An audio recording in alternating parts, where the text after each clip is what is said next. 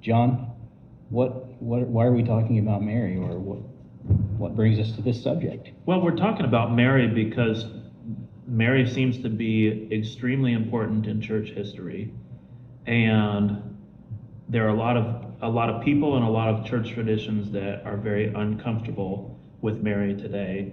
And so we want to walk in and figure out what's this all about. Is there some way to reclaim some of the medieval and ancient Christian heritage, or is it irreconcilable with true Christianity? We'll say.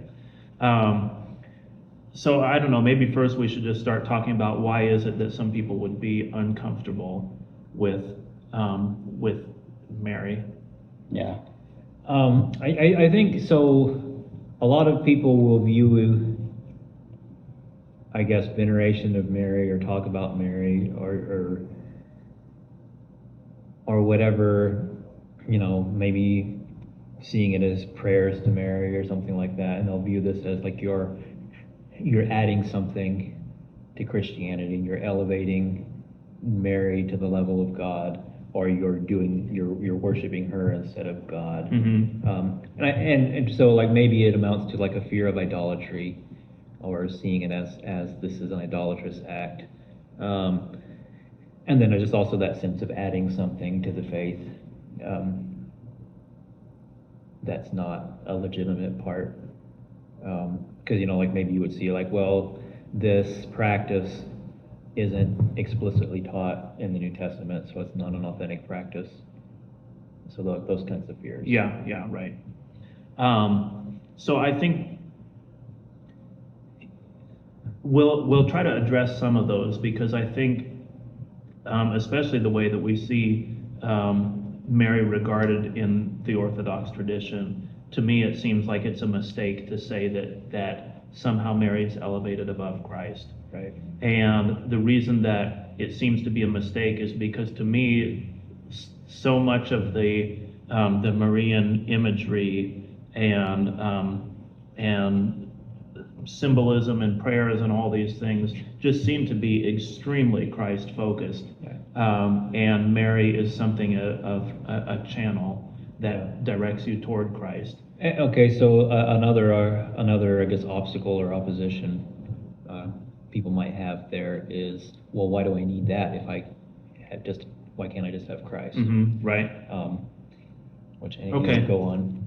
Yeah, I think also to be clear, like just to kind of lay down some of the territory here, I'm not personally going to be advocating for a particular, what you might say, theology of Mary. But as we go through this, I want to understand what is the symbolism of Mary, because there are some claims about her that are made by Catholics and Orthodox that I can look at those and say like, well, I guess I'm not really sure. And I specifically, there are some things that you can symbolically connect to Mary, and then you can say, but what does that have to do with the historical Mary who lived and walked the earth? And in some of those areas, for me, I say like, I don't know. I'm not sure what the overlap is, but let's stand back and look at the symbolism of this, because in my mind, the symbolism of Mary is something that's quite beautiful. Right. And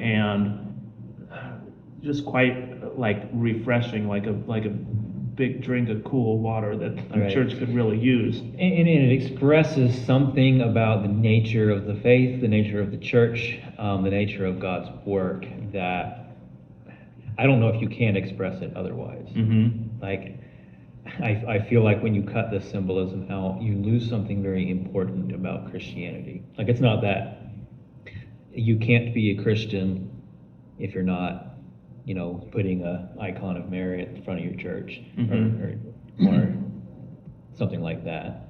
Like, that's, I don't think anybody's making that claim, but it's like you're missing something. There's some things about God's work.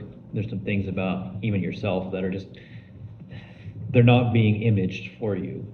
You don't have a symbol of them, and so it's hard for you to engage and to understand. Yeah, I want to be specific about that, at least in one area. There's probably more things you could say than just this that you'd be missing. But in the more Marian traditions, Mary is regarded as a standard for the Christian life. Mm-hmm. And that might seem strange to somebody who doesn't come from one of those traditions, because you would say, well, Christ is the standard for the Christian life. And then if not Christ, then, I mean, not if not Christ, but like after Christ, then you have the apostles who are going out into the world and doing the work. And so in all those examples that would come quickly to mind in that category, what you have is men who are taking an active role in going out into the world and doing the work of God. And that is including Christ,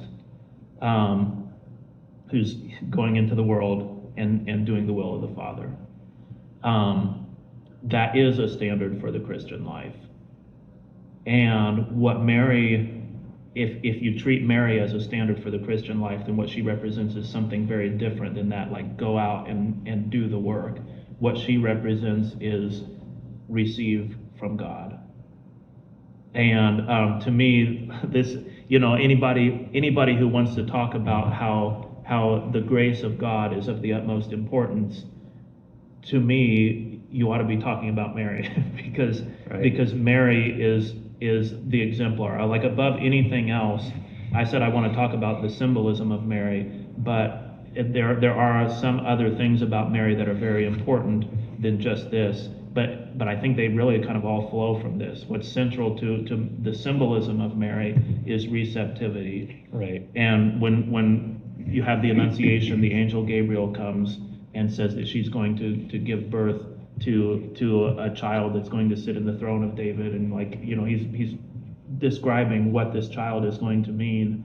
Then her response is, behold, I am the handmaid of the Lord. Right. May it be according to your word. There's no sense of like, all right, let me grab my weapons and get out on the battlefield. Well, and there's also, like, in contrast to that, you have Sarah, Abraham's wife, who, when she hears the promise that God gives to Abraham, she laughs. Mm-hmm. She's like, no way. Yeah, right. Right. So it's like there's none of that. There's none of this doubt. There's none of this struggle. There's no rejection. Mm-hmm. There's just this simple, humble, quiet obedience. Right.